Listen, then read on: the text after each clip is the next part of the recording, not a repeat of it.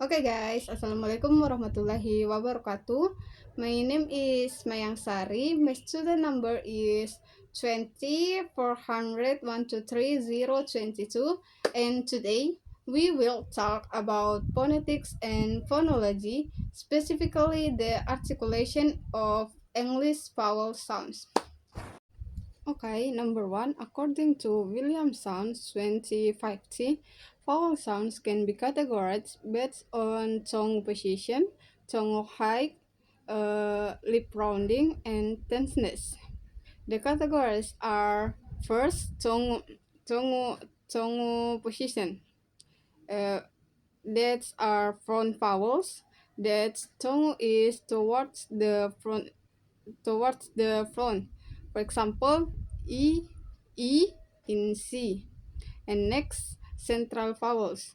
That tongue is in the middle. For example, A in sofa. And next, back vowels. That tongue is towards the back. For example, U, U in foot. And next, tongue height. There's are high vowels. That high vowels is tongue is high. For example, in C, C. And next, mid vowels. The tongue is in the middle. For example, a in bed, a in bed. Next, low vowels. That tongue is low. For example, a in cat, a in cat. And next, lip rounding. And there are rounded vowels. There are lips are rounded. For example, U in foot. And next, unrounded vowels. There are lips are not rounded. For example, E, E in C. And next, tenseness. Uh, The first tense vowels that are greater muscle tension and usually longer. For example, E in C. And next, lax vowels. There are less muscle tension and usually shorter. For example, E, E in C. Okay, in summary, William Sounds 2050 categorized vowel sounds by tongue position, height, lip rounding, and tenseness, which is help in distinguishing different vowel sounds in speech. Okay, next, number two. Front vowels in British English and American English are produced with the tongue towards the front of the mouth. Here are the main front vowels with examples. The first, E as in C. British English, long, close front, underrated vowel. For example, C, C. In American English, similar to British English, sometimes diphthongites, for example, C, C. And next, E, as in sit. British English, short, near close, near front, underrated vowel. For example, sit. In American English, similar, slightly more centralized in some accents. For example, sit.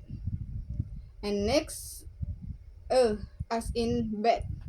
British English, mid, front, underrated vowel. For example, bed. In American English, similar, sometimes higher and tenser. For example, bed. And next, a, a, as in cat. In British English, open front underrated vowel. For example, cat. In American English, similar, usually more open. For example, cat, cat.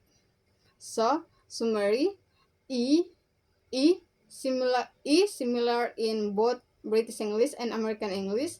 Similar like centralization in American English. A, similar sometimes higher and tenser in American English. And A, similar more open in American English. Okay, next number three. Central vowels in British English and American English are produced with the tongue positioned towards the center of the mouth. And here are the main central vowels with examples.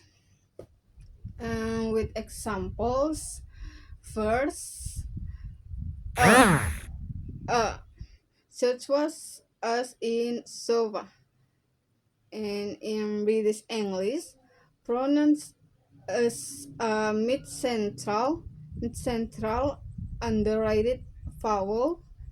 For example, Sova, Sova. In American English, pronouns pronouns similarly. For example, sofa, sofa. And next, uh, uh, uh, as in bird. In British English,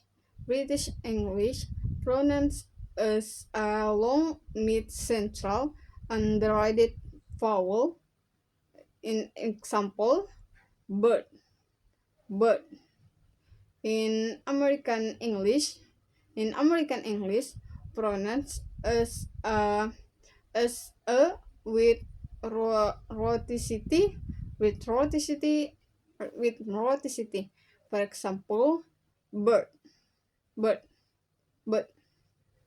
And next, a, a, as in strut, strut. In British English, pronouns as an mid mid back underrated vowel. For example, strut, strut, strut. In American English, similar but can be more centralized. For example, strut, strut, strut.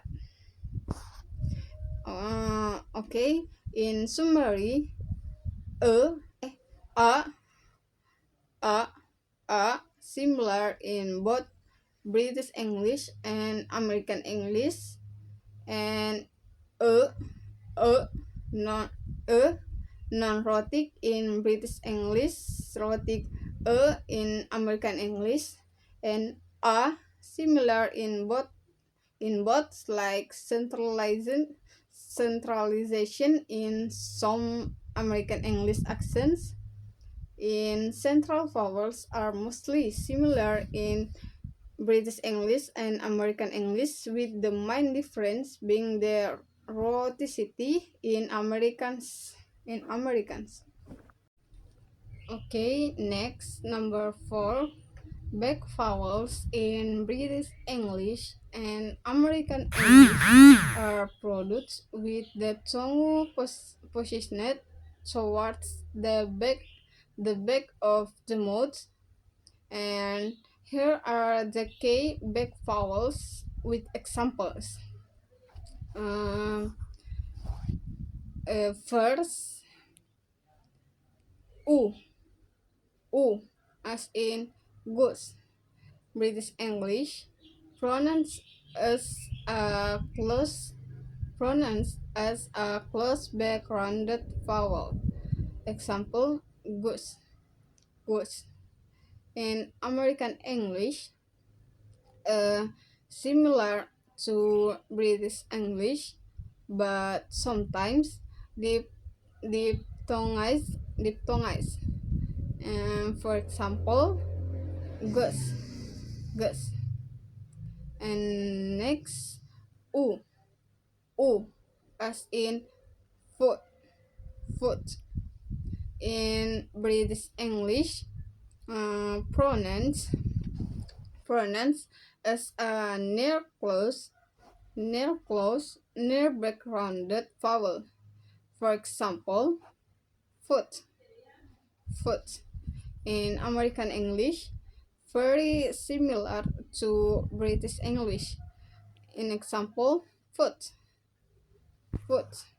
And next, o, o as in hope.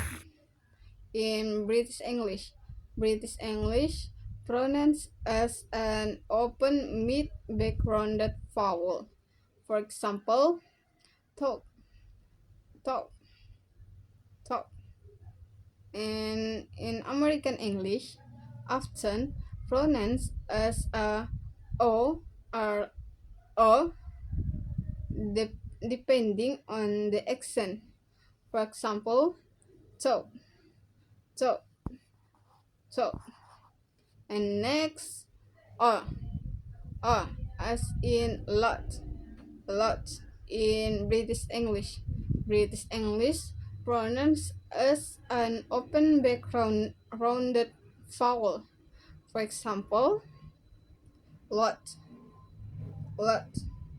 In American English, usually pronounced as a, o. In most accents, example, lot, lot. And next, a,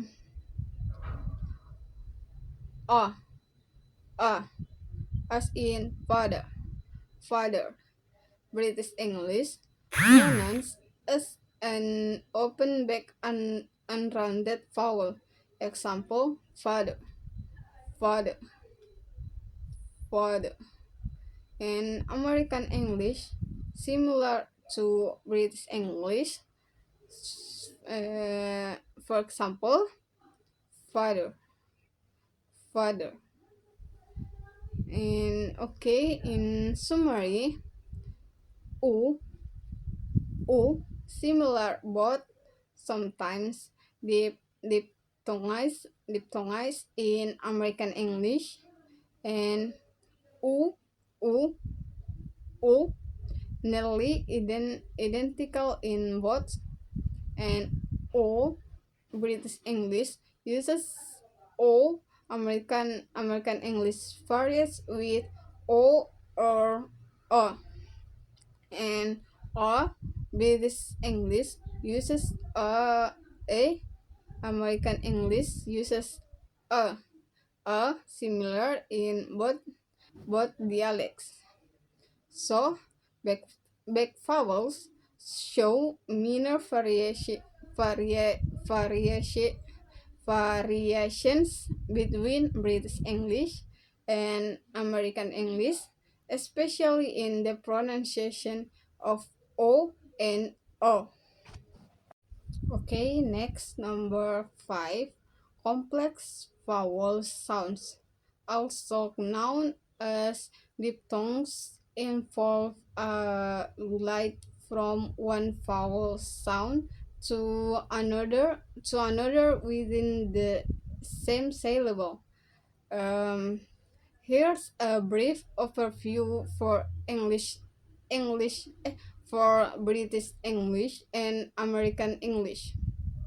Uh, the first, I, as in price, price. In British English, pronouns with a clear glide from a, to e. In example, price, price, price. In American English, similar to British English, for example, price, price. And next, ow, ow, as in mode. In British English, pronouns with a glide from a to u, a to u. For example, mouth, mouth, mouth, mouth. In American English, similar to British English, for example, mouth, mouth. And next, oi, oi, oi, as in choice, choice. In British English, pronouns with a glide from O to E. In example, choice, choice.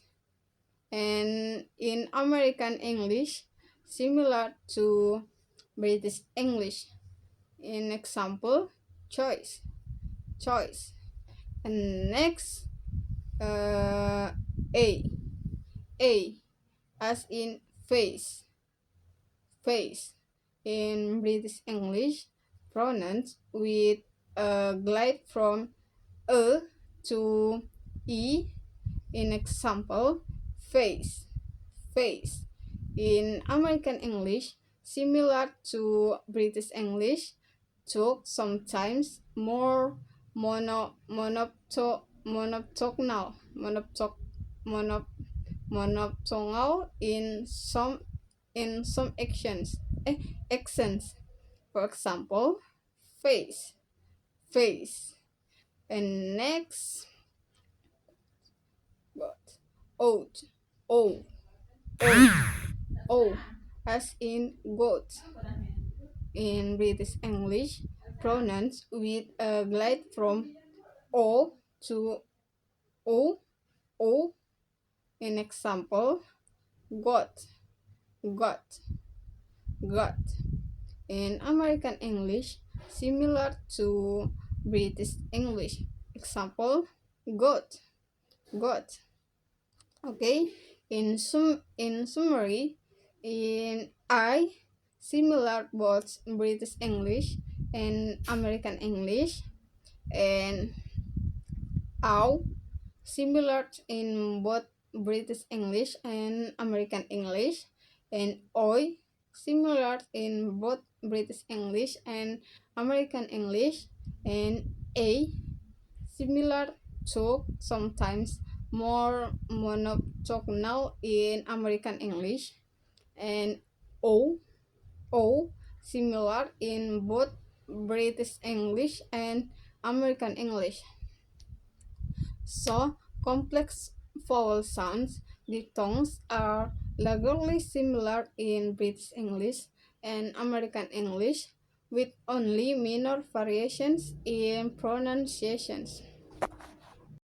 Okay, let's number 6. Yes, I agree with the argument because the first knowledge of phonetics, understanding how vowel sounds are articulated, helps learners recognize the physical aspects of sound production, which is crucial for accurate pronunciation.